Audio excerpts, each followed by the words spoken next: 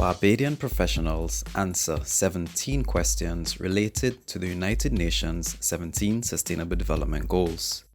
These case studies reinforce the notion that sustainable buildings represent a viable and increasingly attractive alternative to conventional buildings. The sustainable construction sector needs all participants to be focused on how their work contributes to its sustainable growth and development.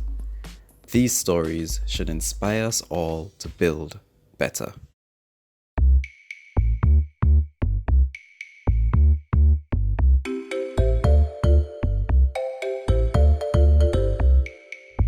This is something that is always guided by codes and regulations.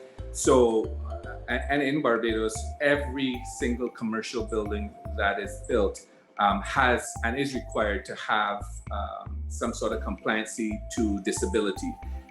So when we design our buildings using the ADA, which is the Americans Disability Act, to ensure that buildings have the right access in, that the occupants can use washrooms, can use hallways, accessibility to every space has to be given to everyone. So doorways, for example, we don't go below, say, for example, a 3-foot doorway, because that's the minimum requirement for wheelchair access to go in. So the building has to be fully accessible throughout. You'd see in the initial exterior image, we have a ramp at the front where physically challenged people can come in and they can come up the ramp. Once they come in, everything on the ground floor is on the same level so they can wheel themselves in.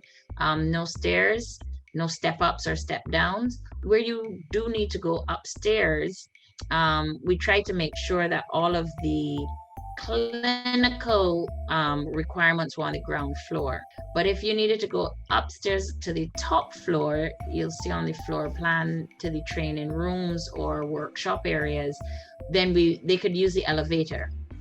And then in the elevator, there would be braille on the numbers and so on.